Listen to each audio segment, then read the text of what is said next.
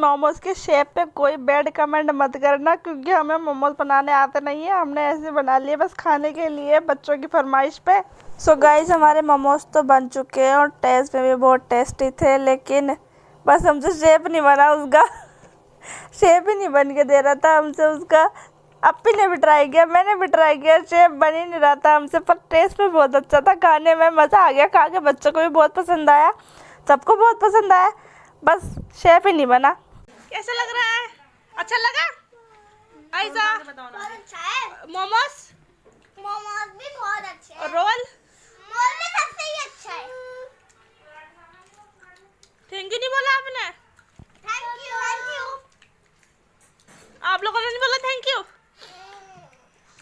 कैसा लगा?